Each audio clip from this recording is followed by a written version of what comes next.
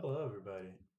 For today's video, I'll be talking about the history of Fluminense Football Club, which transition into the scene. Starting with my name. My name is Adriano Candido Jr. And starting right now. The beginning of the club, founded on July 21st of 1902 by Oscar Cox, who was a young son of a British citizen who was the vice consul from England and Ecuador. Oscar was also a major influence with the introduction of soccer in Brazil, while being while bringing new equipment, bringing new ideas, everything, being one of the major influence for the soccer in Brazil. The first stadium that Fluminense played was Laranjeiras, which which was it's very wrong. It's Laranjeiras, which was also the first cement stadium built in Latin America. The colors of the club used to be gray and white, but because of some great tissue issues, they had to switch to other colors that which are the colors nowadays: garnet, green, and white. There's influence of Fluminense in the early stages. Their influence of Pereira Costa, who was a mayor of Rio de Janeiro in 1903, between between 1903 and 1906. In Rio de Janeiro, he did a reform, which Fluminense was a big image for those reforms because they were an example of an example of health and how sports are good for people and how they would by doing show matches and and showing how soccer at the day was really important for the health of people. Also, during the early 1900s, Fluminense hosted major events in the Laranjeira Stadium, which with competitions being the Latin American Olympic Games that are now called American, and also the South America Championship was the first major title that Brazil had. And by hosting those major events, the club helped Brazil and also Rio to gain major visibility and help economically, having the country more known to the outside the world, Europe, that where soccer was a major or any other sports. So in general, and also moving the economy, having people from all over the place come to Brazil to be able to watch those games and watch this competition, moving economically and helping the country and the state. Some achievements from the club. A few of the achievements that the club had during its course was winning the Brazilian Championship 4 times, the Copa do Brasil once, Copa Rio in 1952, which was considered the World Cup for clubs at the time, and also won 33 state championship that was just now, how can I say, just now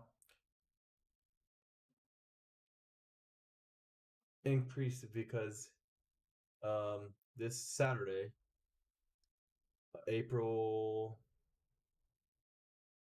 April 8th. No, it was Sunday, April 9th.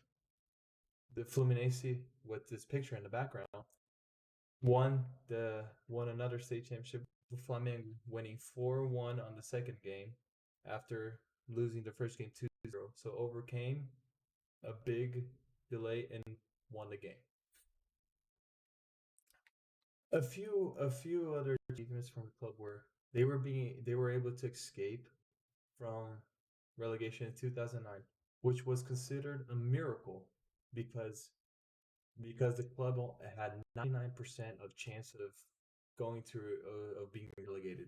But with the hard work and with the crazy set of wins and showing dedication, they were able to stay in the first division and not be relegated. And one of the pictures down here that is from Fred, who was one of the biggest influences in that escape, which is a picture taken from 2009 with him making the heart. That is his normal celebration. And also, a few other achievements are Fluminense is the only team in Latin America to win the Olympic trophy, which is considered the Nobel Prize of Sports. Also, the club is the only soccer team in the world to have their name in the, the honorary of the International Olympic Committee for their service to the sport. Some bad moments that can always happen to the club, but this was one of the worst moments that the club went through, if not the worst. That was during the year 1999. Fluminense went through what was considered the worst moment in the club, playing the third division of the Brazilian Championship. After being relegated from the second division in 1998, the club was in shambles. But after a rough start to that year with loses and fights, and then also the fans not not in the beginning being happy and making protesting for the issues that were there, they they they overcame all of it, and also the fans came through the with the team, and they were able to win the third division. And because of some rule changes during that year, they went to the first division in 2000, the year 2000. Some of the out of the club, I'll be saying here only four, my top four from from what of from the idols that I saw and researched. Um, but I will mention all of them. That some of the idols of the club are that are also considered by many fans are Castilho, Pinheiro, Didi, Valdo, Tele Santana, Escurinho, Ézio, Assis, Félix, Rivelino, Paulo César Caju, Ricardo Gomes, Romerito, and Fred. Castilho. He was a goalkeeper who played the majority of his career in Fluminense, playing from 1946 to 1965, where he played 698 games, which is the most for of the club, and had 255 games the clean sheet, that which means that he did not get scored. During his time playing for Fluminense, he won the Rio São Paulo tournament, three times the state tournament, and the Copa Rio in 1952, which was the World Championship of Clubs at the time.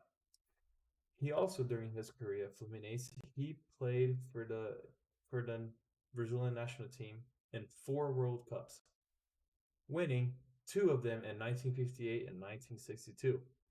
Which also interesting fact of Castillo was during his career he had to amputate one of his fingers because it would take too long for him to stay out, and making his recovery much shorter and being able to come back with the club, showing his love and why most of the people consider him one of the biggest idols of the club. Assis. Assis played for Fluminense during the years 1983 to 1987, where he played for 177 games and scored 54 goals. He was also considered the Flamengo's biggest nightmare, which Flamengo is considered one of the biggest rivals for Fluminense. While he also formed the Casal 20, that is one of the biggest, like we can say, couples from from the club with Washington. During his time at Fluminense, he won two Brazilian championships and two state championships. While also in 1985, he was awarded the best South American player from that year, and won the Bola de Ouro from the Vertical Placar, awarded to the best player. Ezio, also called as Super Ezio, he played for Fluminense from 1991 until 1995, playing 236 games and scoring 118 goals. He achieved one state championship in 1995, which was one of the biggest state championships also considered until today, and got to a final a couple of years. And also, Ezio is also considered an idol because he was one of the major images when the beginning of Fluminense got into some crisis and into some problems. He was one of the biggest images during that time of being the image of the club. And for me, that who's a fan of Fluminense, my biggest idol is Fred, who had two passages by Fluminense, with the first one being from 2009 to 2015, and coming back from 2020 until 2022, where he retired with a beautiful party, which happened against Ceará in July last year, and was one of the most amazing parties that happened for for his retirement, being covered all over them. He scored 199 times, being the second highest scorer from the club. While being in the club, he won the Brazilian Championship twice and won two state championships while winning the Brazilian Championship in 2010 and 2012. Now, I'll be showing a few moments from the that marked Fluminense during that year.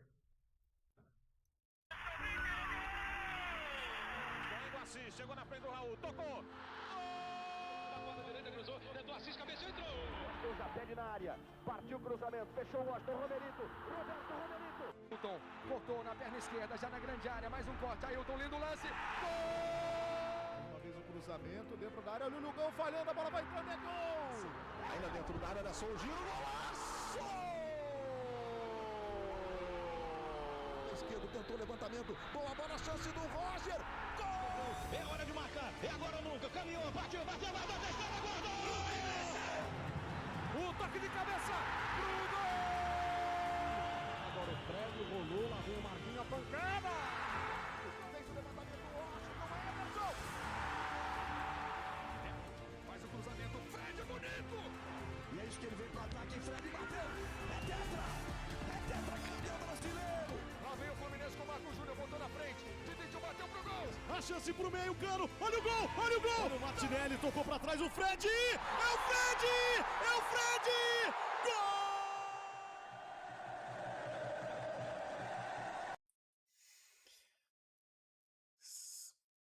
So this and anything shows how big of a club and how much of Fluminense and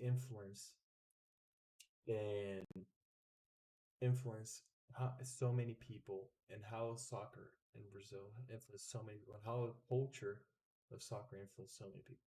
So, and that's what I wanted to bring, explaining the story of Fluminense, showing how much a story, how much a club with the vast story is able to influence a culture and influence so many people in this world, and being a good part of what Brazil culture is, that are people who love soccer and or do everything for it. Thank you so much for watching, and all the references from what I researched for this video would be on the description down below, and you will be able to see everything. If you want to research more, if you want to look more, all of the things that I got out of the for my research this video will be in my description down below from the video. Thank you so much for watching. I hope everyone enjoyed the video and got to learn a little bit from the history of Fluminense and see how a little bit of the culture from Brazil is amazing. Thank you.